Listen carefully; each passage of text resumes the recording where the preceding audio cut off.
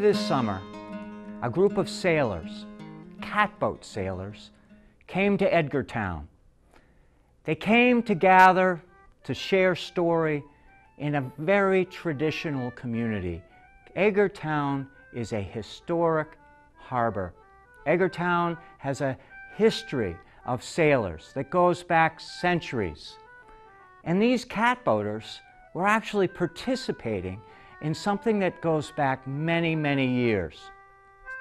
The Catboat Association is an organization of over 1,200 sailors from around the country. And many of those sailors, most of those sailors, are in New England. And they've always had a high regard for Edgartown. So having them come to Edgartown was a big deal. And we spoke about it. We talked about ourselves. And I was the host, allow them to come in, working together with harbor master, working with the town. We brought all these sailors together. These sailors, they came from everywhere. They came from Chatham. They came all the way from New Bedford. And they came just for the weekend of fellowship. They came to share their stories, share their boats, and share the fellowship that they have. It's not like most sailboat gatherings. Most sailboat gatherings, they're different. This is something that is rooted in history. The Catboat Association is over 50 years old, and the very beginnings of that organization was here on Martha's Vineyard. John Levens, the co-founder, principal founder of the Catboat Association, had a catboat named Pinkletink. And Pinkletink, what a lovely name. The vessel resided in Menempsha Pond. And John Levens and his wife Pinky lived in Chilmark. And they, over 50 years ago, founded the Catboat Association with friends from Connecticut and from all around. The Catboat Association, therefore, is something that is rooted in their own history, not just the history of Edgartown. And the earliest years of that organization, they would gather in Edgartown. And one of their principal friends, one of the key friends that they had in Edgartown, was a man named Oscar Pease. Oscar Pease sailed a catboat. Many people will remember Oscar. His catboat is called Vanity. Vanity is a white boat that resides in Edgartown Harbor today. And she now belongs to the Martha's Vineyard Museum. So many of those sailors coming together were retracing the history and story of catboats and catboating. But the history of catboats goes even farther than that. Imagine that catboats were the pickup trucks of America. In the days before asphalt roads, in the days before trucks and cars, people used to ride horse and buggy between the island towns. But you know, it was a lot easier just to sail, get in a sailboat. To sail from Vineyard Haven to Edgartown was a lot easier than getting in a horse and buggy and coming. Catboats were the workhorses. They were used for transporting heavy things. They were used for pleasure, of course, and then they were used for fishing. They were the pickup trucks of the 1800s. Their history began way back then, and their history is tied deeply to Martha's Vineyard. So the kind of story about catboats is a reenactment, a reconnecting to that heritage, to that history. Let me give you some examples. Catboats were used to go out and pursue swordfish. Catboats were the first charter fishing boats. If you wanted to go out and go hire somebody to take you out fishing, it's likely you would go on a catboat. So why would they be so popular? Well, you look at a catboat, it's extremely wide. Now, I know many of you have gone out on a dory or you've gone on a small rowboat, and they're very tippy, right? You get on a boat and you're rocking back and forth. Well, a catboat, its width is half of its length. So it is an enormously stable boat for its size. Most of the catboaters that came to Edgartown, they were 20 feet length, 22 to 18 feet. So an 18-foot catboat has a width of 9 feet, and that boat could go just about anywhere. So imagining a catboat going out into the open ocean to pursue swordfish is not that difficult. Now, those catboats traveled all over, and there are photographs of Edgartown Harbor where there is a catboat at every slip. There's a catboat at almost every mooring. And today, when you wander around harbors, you don't see very many of them. And there's a real easy explanation for that, because in the 1930s and the 1940s, they invented gasoline-powered engines. And those engines took over. They were very popular. So catboats no longer were the choice, were the sailboat of choice, because powerboats came in. And Joseph Chase Allen, writing for the Vineyard Gazette in the 1940s and 50s, expressed the concern that catboats would disappear. But a group of recreational sailors took an attachment to that sailboat. And then the numbers dropped, and the numbers started coming back up again, so that the boat became very popular. Let's go back to Oscar Pease. Oscar Pease celebrated Edgartownian. He had his catboat, and he sailed it, and he worked it. And he worked it through all the years. He would go scalloping in it in the wintertime, and in the summertime he would take people out sailing, and he would go fishing with it. He was a distinguished man because he was the last of the sailors to work a catboat. And of course, having him in the fold of the Catboat Association was a wonderful thing. And he was a very dear friend of John Levin's. So now we're coming forward in time. People found that catboats had a very special quality. They were easy to sail, one line, one sail. You could easily sail a catboat solo. And you could easily take the family out and go just about anywhere. So catboats traveled all around. And they came here and they came there. And in Edgartown Harbor, there were a few of them. And many of them were preserved from olden times. So catboats have a way of being deeply rooted in the history of Martha's Vineyard, deeply rooted in the history of Cape Cod, and all the way in Long Island. So get a group of guys together, get a group of sailors, their wives together, get them together in a community for a weekend, and they have a really good time. And so they all came into Edgartown Harbor. And they all came in, and they all got free moorings from the harbor master. We had a GAM. A GAM is when you get people together to share stories. We had one on Friday night. We shared and brought ourselves up to date. The next day, we did a parade of sail. That parade of sail was just going up and down the harbor, filling the harbor with these catboats from way back. And then we also had a luncheon on Saturday at the Vos Family Boathouse, which itself is a historic building. That building is one of the oldest buildings in Edgartown, built in 1899. And they all gathered together, and you could feel a sense of the history of Edgartown as we gathered together. What a good time. Okay, now the next part of our show is really serious. This is fun. This is the blessing. We have, we would ask which one of you guys want to go first, but last winter we ran a poem in the Catboat Bulletin. Does anybody remember that poem? The wonderful. We have the author of that poem right here, Gerry Yukevich. Yes. Gerry Yukevich is a celebrated poet. He's a celebrated writer, novelist, writer. And for some people, he saves people's lives. He's a doctor, too. Is this a good time for you to do your poem? Sure. Come on over. Come on. He's a wonderful man. By way of sort of telling why I'm not qualified to know anything about catboats, I grew up in a steel town on the Ohio River, and the closest thing that I ever saw to an ocean-going vessel was a coal barge, and we had a lot of them going up and down the Ohio. But I did, when I was in high school, my English teacher, my senior year, insisted, among many other American novels, that we read Moby Dick, and that we had to read it carefully, and we had to memorize parts of it. And to cut to the chase, I now live in a whaling captain's house in Vineyard Haven. So you English teachers, whoever you are, thank you for adding subliminal messages in your teaching. Klaus and Geza celebrated their...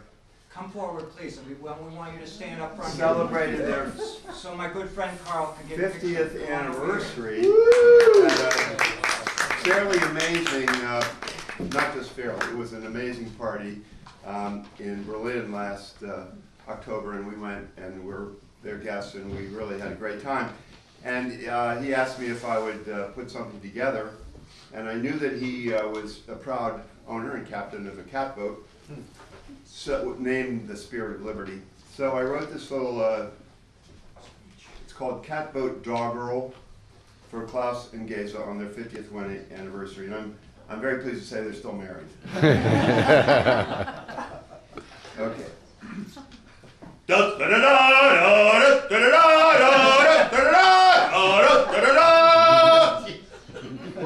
Although Wagner's Flying Dutchman laments a cruel and violent sea, and though trumpets at yacht club regattas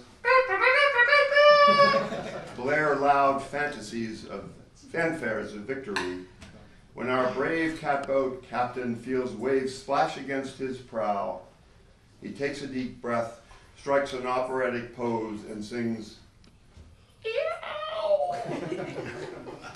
Yes, among the many glamorous yachts that ply the spangled seas, Concordias and catamarans and long-keeled sloops, fancy though they may be, the catboat is a humbler breed of boat, quite sensible and sweet.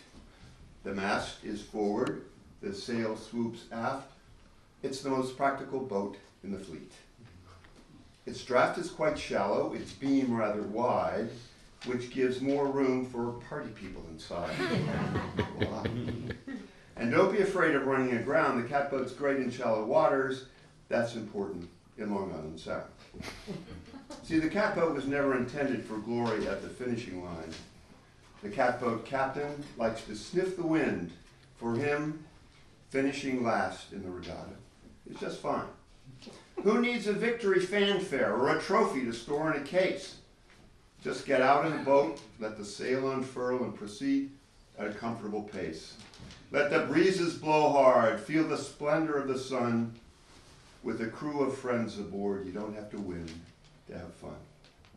So raise a glass to the catboat captain. He seeks elegance and grace in his life. And while your goblets are up there, let's also toast to the catboat captain's beautiful wife. Yes, let Wagner's pathetic Dutchman lament the cruel and violent sea. And let those trumpets at fancy yacht clubs blare out fanfares of victory. But when Klaus, our proud catboat captain, feels those waves strike the catboat prow, he gives Geza a hug, strikes an operating pose, and sings to the sky, "Meow!"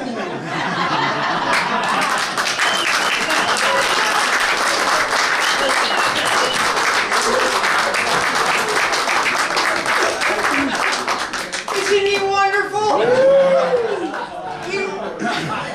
That poem is so wonderful. Anyway, that was a great issue of the Catboat Bulletin. The poor guy, we don't have any copies to pass him around. Anyway, I'm going to introduce you Steve now. Steve, who we love, the most beloved. He wasn't with us last year because where were you? You were in Ireland. Last year, where the hell was I? Scotland. No, where were you? Where was I? Come on up, stand up. You got There's your a couple of us. Oh my God. I couldn't make it. I really wanted to be here. I couldn't make it. I had High school reunion. prior commitment. So what's that? You were at your high school reunion. High school reunion, Max. He's young. He's got a brain left. It was my. Well, I don't want to get this. That's a long story. I was at a high school reunion. I went away to private school for a few years to get a scholarship. I think I kicked out after a few years. That was Hotchkiss in Lakeville, Connecticut. And then I graduated from the Vineyard, and so I had 2 reunions last year. One at Connecticut, and that's where I was. And the other was in Oak Bluffs at the Bowling So Alley. we excuse But you. anyway, yeah, so I couldn't make it. Excuse me. Yeah, you have a poem for us today? I do have a poem for you today. I wrote a poem. You know, Mark started me on this catboat poem stuff a few years ago when I came and Joe Eldridge was reading. How's Joe doing? Yeah, Joe had a catboat Judy, you know, a big wooden catboat, and That's not the right one. And I listened to him, and then as I was leaving, Mark said, why don't you write a poem for next year? So I went home, and literally Vanity, about us, I grew up Scarlett and following Vanity, you know, Scarlett, and that came right to my head, like pretty much the way it was written, you know. Anyway, so I might have written, wrote a couple others. Old Sculpin I wrote one about, and something else. He is Edgartown's poet laureate. Edgartown's first. and among the most distinguished poet laureates on Martha's Vineyard. I know I'm going to piss somebody off by saying that. But he's still great. He's still wonderful. God bless you. I see why you and Gerry get along after you read that poem. You're a thespian too. Anyway, Mark asked for a poem this year, and then I saw you put us on the marquee, so I figured I'd write a new one, and I didn't know what I was going to talk about for a while, and then finally this came to mind, and it's real briefly, I know weather's coming, but I always wanted a pleasure boat. I never could afford one. I'm a dock builder, you know, and most of my boats have to make money, and my great aunt who taught girls phys ed in West Philadelphia High School for 40 years, died at the age of 95 and left me $4,000. She never had kids. And I said, I'm going to buy an 18-foot Marshall catboat. Any general said, you're going to get a catboat. You know, you get a Marshall. Sorry, skipjack. But anyway, no, air shafts are nice too. But, so anyway, I always admired a catboat called Ocmulgee belonging to originally Phil Fleischman, who I don't know if Phil's here today, but anyway, Phil had it, called it Mother Courage, and then sold it to a guy named Malcolm McVicker, who lived over in the boathouse, the Osborne boathouse over here. And one of the Osbornes somehow got the quarter board to Ocmulgee, a whaler. Ocmulgee was an old whaler. I don't know if it was out of Edgartown, but it hailed, or it came Yes, from it was around out of here. Edgartown. I thought so. And it was sunk by the Alabama. And it was sunk by the Alabama. Matt knows the history here, you know. But anyway, so the quarter board used to be up on the building there, and now it's not. I think it's stored inside. Anyway, Malcolm McVicker bought that boathouse and named his little catboat that he got from Phil Ocmulgee. It's a river in Georgia, you know, some Indian name for something. Anyway, I always loved that little catboat because I'd be building the piers, and they put a little BMW diesel in it, and every morning he'd putt out of the harbor bluefishing, and then he'd sail it back in, you know, Malcolm would for years. And then he moved to California, his wife died, and the catboat disappeared. I finally got this $4,000, and I'm going to go find a Marshall catboat. And so I called Phil Smith. Was that the broker guy? Yeah. And I don't know, I think he's in Maine or... He's in Alaska. There it is. I know it's north somewhere, northward. He moved to Alaska. And anyway, and Phil said, Phil Hale's got a catboat that somebody owed a yard bill on. I think it was a relative of Phil, actually. And it's over in the tarp behind on the other side of the street from the corner service station. So I walked over there, lifted the tarp, bulk. So I picked, in Justice Grant, I kicked in a couple thousand of my own, you know, and I got Ocmulgee, you know, 20-something years. Woo! Yeah, I know. But anyway, now I don't sail it because my kids are grown and they take it. But when they were little, we'd go out, and there were 4 of us, 2 boys, my wife Claudia and myself, and we'd sleep in it and everything. You know, I always got the side. It's got a head in it, you know, so I'd have my head on the head. You know, but you know, no big deal. Okay, so this is a poem about one day, one night in Ocmulgee, and okay. We sailed away by the light of the day to the pond where the bay scallops grow, where the little necks sleep in the sandy deep, where the sea rushes in with the flow. We made our way through the mouth of the bay, a small family of 4 souls, in the warm of the sun for some leisurely fun. In our 18-foot cat we did go, sailing right in with the flood to the brim and the sou'wester filling our sail. In our wee little boat we looked pretty afloat, with our happiness chalked to the rail. This family of 4 could ask for no more than a catboat just 18 foot long. She was formed of the pride that keeps cats alive through the test of a New England storm. As we rounded the point dividing the bay, we set our sights on the south end, where the crescent beach leads to a narrow lagoon through a channel with twists and sharp bends. We pulled up the board as we scrambled ashore to a day that shimmered like gold.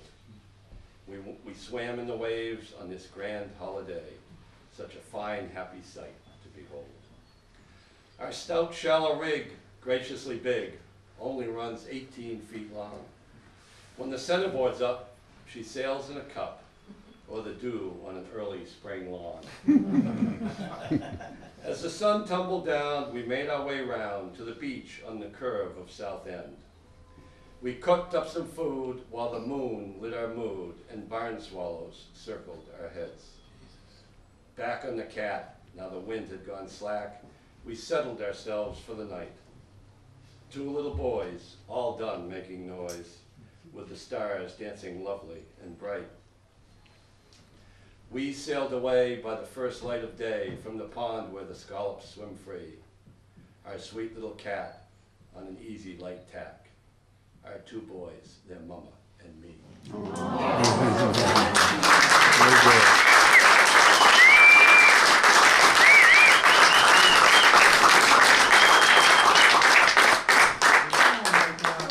All right, this is quick. We got to move this quick because we've got events coming up this summer and we got to mention, we got to talk about it.